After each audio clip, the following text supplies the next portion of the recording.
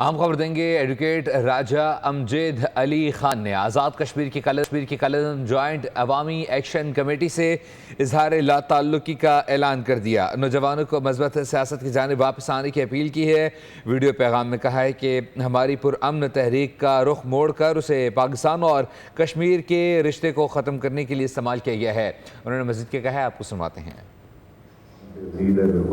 میں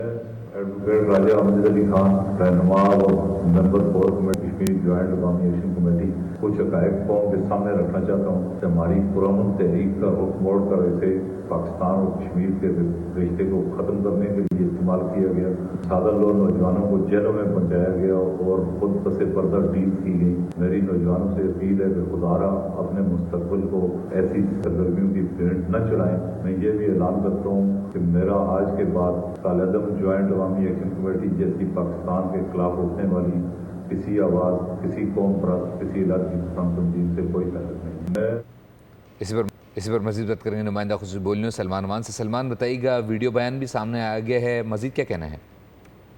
بالکل ایسے ہی ہے جس طرح سے آپ جانتے ہیں کہ جوائنٹ ایکشن کمیٹی کو بظاہر تو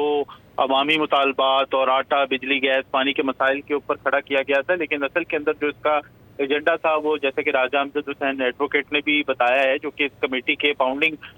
ممبرز میں شمار ہوتے ہیں، لیکن اب ان کے اوپر بھی جو اس کے سرغنہ ہے، شوکت نواز جیسے لوگ جو ہیں، ان کا اصل روپ سامنے آنے لگا ہے اور ان کو پتہ لگ چکا ہے کہ یہ لوگ پاکستان اور کشمیر کا رشتہ ختم کرنے کے درپے ہیں اور پس پردہ ان کے بیرونی عناصر ہیں کہ جو کہ چاہتے ہیں کہ پاکستان کو کشمیریوں سے، کشمیریوں کو پاکستان سے جدا کیا جائے۔ آٹا، بجلی، گیس، پانی کو تو بس آڑ کے طور کے اوپر استعمال کیا گیا، لیکن اس کے باوجود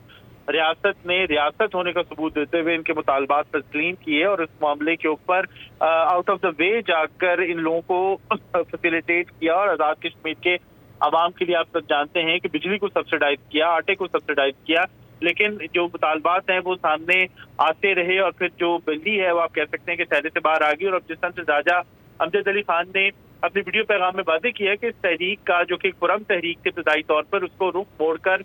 پاکستان مخالف سرگرمیوں میں استعمال کیا گیا اور انہوں نے خاص طور پر نوجوانوں سے اپیل کی ہے کہ وہ مثبت سیاست کی طرف آئیں۔ آزاد کشمیر میں عام انتخابات ہونے والے ہیں، ریاستی اسمبلی میں انتخابات کے لیے آپ جانتے ہیں کہ بھرپور انتخابی مہم تقریباً شروع ہو چکی ہے، سیاسی جماعتوں کو امیدوار سامنے آ چکے ہیں، کیمپینز اپنی وہ کر رہے ہیں، تو تمام لوگوں کو چاہیے اگر ان کا کوئی بھی پولیٹیکل ایجنڈا ہے تو وہ پولیٹیکل پلیٹ فارم موجود ہے، پولیٹیکل ایکٹیویٹیز موجود ہیں، ان کے اندر حصہ لیں، نہ کہ شیطانی انتشاری ٹولے کا حصہ بنیں۔ جی بہت شکریہ سلمان، اپڈیٹ کرنے کے لیے۔